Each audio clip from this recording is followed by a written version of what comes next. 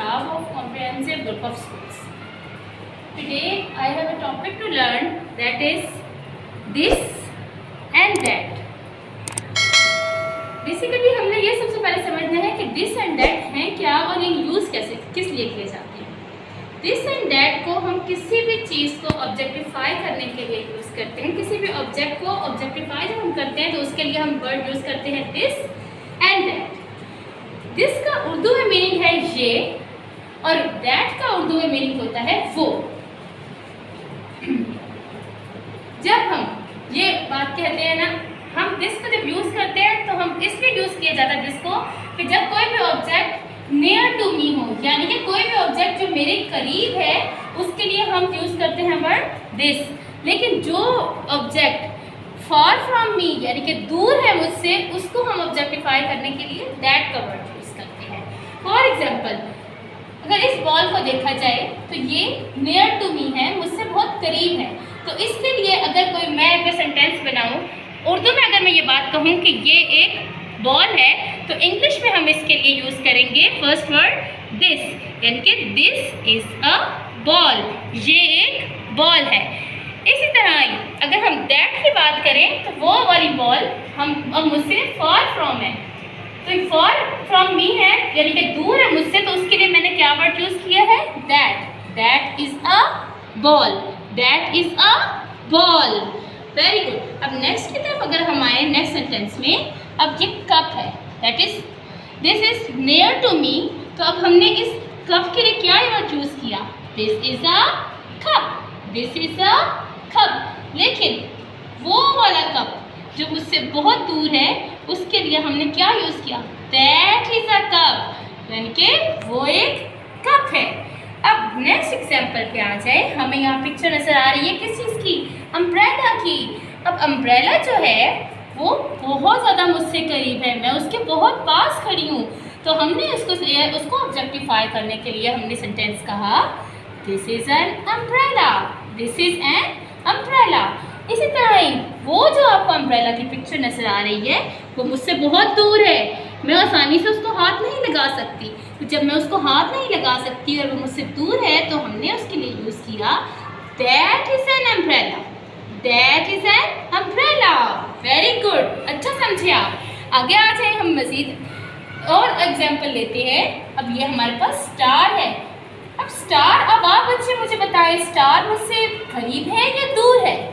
सोचे सोचे, ये स्टार मुझसे बहुत करीब है, इसको मैं टच कर सकती हूँ, हाथ लगा सकती हूँ।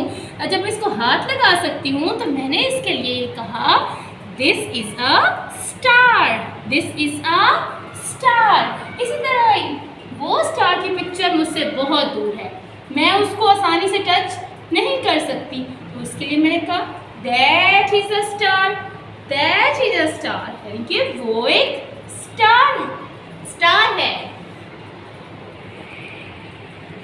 अब आप लोग बताएं कि ये किस चीज़ की पिक्चर है।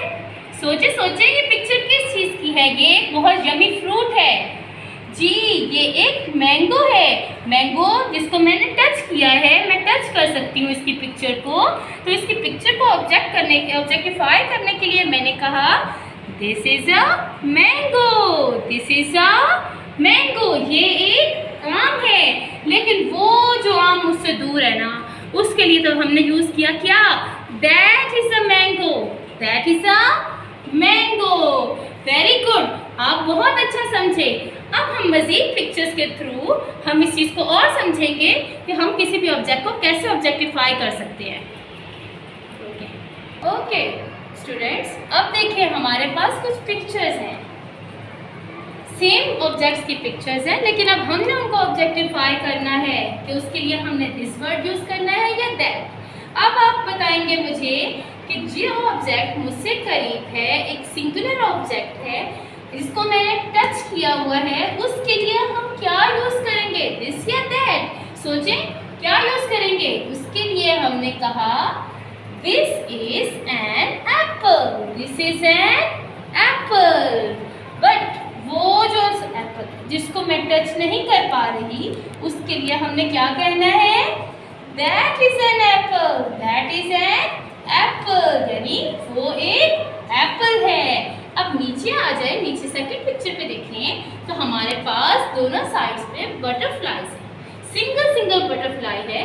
अब हमने देखना है कि किसके लिए हम क्या यूज करेंगे। अब एक बटरफ्लाई हमारे पास दूर है जिसको मैं टच नहीं कर सकती, तो उसके लिए हमने क्या कहा, that is a butterfly, that is a butterfly. लेकिन जो मुझसे बहुत करीब है, जिसको मैं टच कर रही हूँ, जिसको मैं हाथ लगा सकती हूँ, उसके लिए हमने क्या कहा है, this is a butterfly, this is a butterfly. इसी तरह हमारे पास अब जो फ्लावर्स हैं, अब सिंगल फ्लावर, एक फ्लावर इधर है और सेकंड फ्लावर उधर है, तो हमने क्या कहा, this is a flower, this is a flower. और ऐसे ही जो फ्लावर दूर था उसके लिए हमने क्या कहा, दैट इज ए फ्लावर, वो एक फ्लावर है। Very good.